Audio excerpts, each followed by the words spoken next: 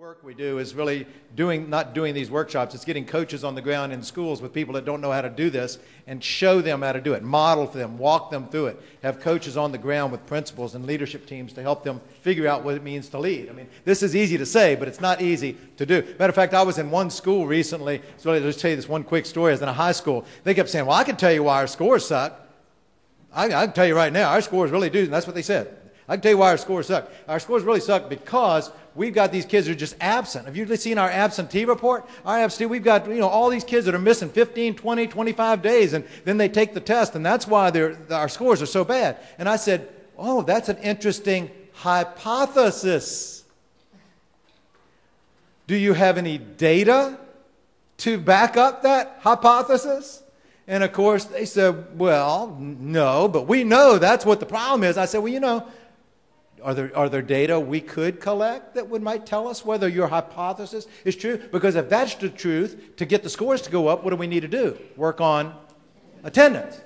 Now, we don't want to run down that rabbit hole, though, if that hypothesis isn't supported by data. See, that's what we mean by leadership. So I said, it's easy. All we're going to do is this. We're going to do a little grid. 0 to 5, 6 to 10, 11 to 15, 16 to 20. Those are absences. And then we're going to fill in the other part of the grid with what was the grade awarded by the teacher in the class and what was the state test score. We did that. Didn't take long. I mean, that wouldn't be hard, right? It's just crossing some data. Guess what we find out in that high school? It absolutely made no difference how many days you were there or were not there relative to either the grade awarded by the teacher or for the state test score. Basically, we proved that most of the teaching going on was completely irrelevant. I mean, kids were making as many A's as F's that missed 25 days. Kids were making as many the scores on the state test. They were passing, proficient. And so we said, okay, now as teachers, let's step back and say, these are your data. I mean, we didn't make the data up. Here's the data. It's your data. What does that tell you? Well, then you could hear the crickets.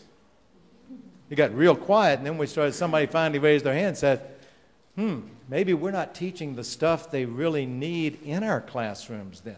Maybe we're not being the change agents we need to be because it's obviously not making a difference whether they come or not. And that changed the whole dialogue, see?